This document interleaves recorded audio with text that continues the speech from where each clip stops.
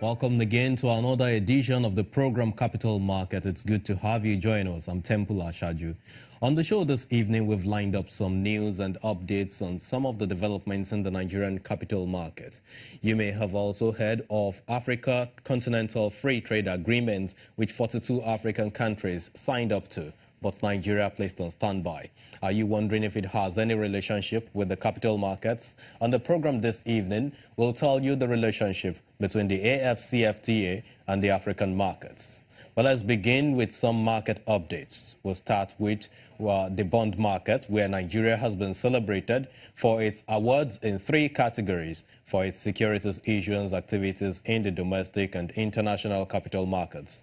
A statement from the Debt Management Office says the awards came from Global Service Institution, the EMEA Finance, which stands for Europe, the Middle East and Africa.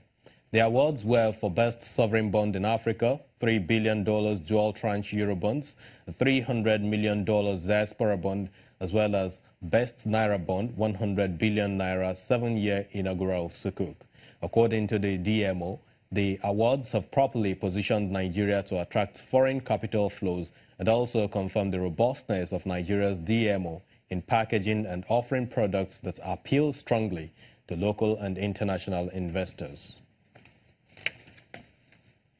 And Nigeria's FMDQ OTC Securities Exchange says it anticipates a speedy passage of the amendments being made to the Companies and Allied Matters Act, which will provide the enabling legislations to back plans by the trading platform to operate a central counterparty clearing house.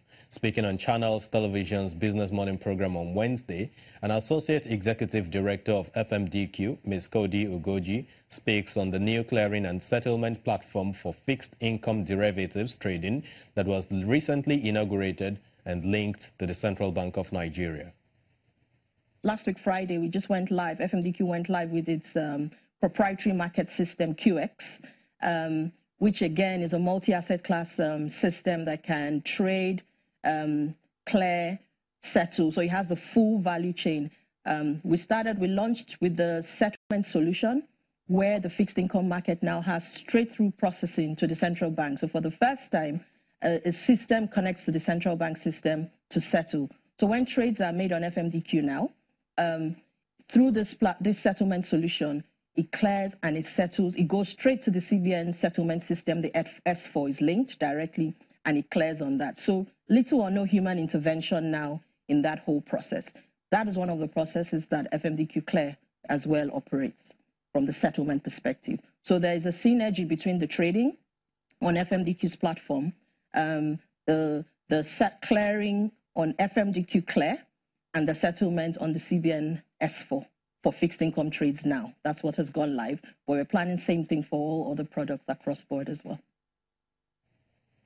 Touching base with the equity market now, home and personal care giant PZ Cussons, which is listed and tradable on the Nigerian Stock Exchange, says its full-year pre-tax profit is expected to be at the lower end of 80 million to 85 million pounds range as earlier envisaged. The soaps and cosmetics maker says that tightening trading conditions in Nigeria and the United Kingdom is responsible for the weakness. This is coming on the heels of a profit warning issued in March, which plans to cut costs in order to mitigate sales risks in key markets, UK and Nigeria.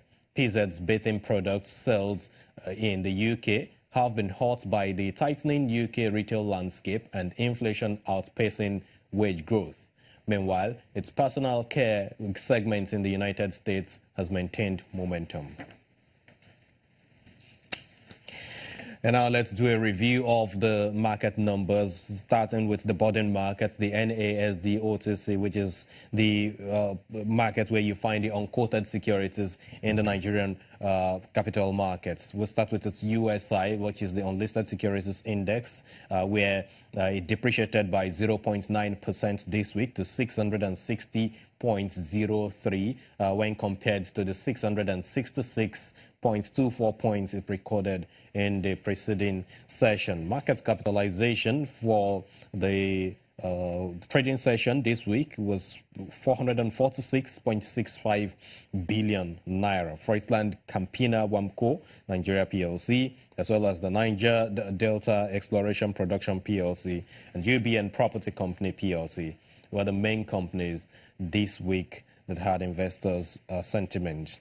Let's move on to the fixed income market, where yields in the Nigerian fixed income market reversed their upward trend this week as average yields dipped 51 basis points week on week to 12.83%. This was largely driven by a sharp decline in Treasury bill and the bonds markets, where the Treasury bill system had 96 basis points week on week decline to 12.33%, and submerged by elevated liquidity in the markets coming in despite higher stop rates at an auction where the federal government sold 180.9 billion naira worth of Treasury bills this week. This was also in line with the planned offering of the CBN.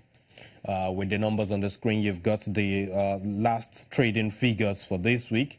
All short end, all at the short end curve of the markets, where we have July 2018, November 2018, and July 2018, 26th of July 2018 precisely, were the main securities that investors actually exchanged money on.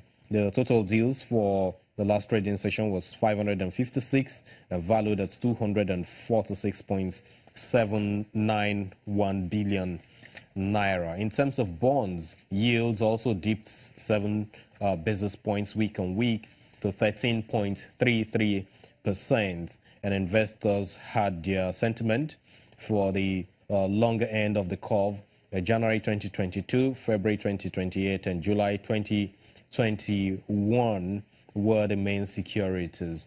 In terms of deals, total deals was 31, while the total value was 11.7 billion naira.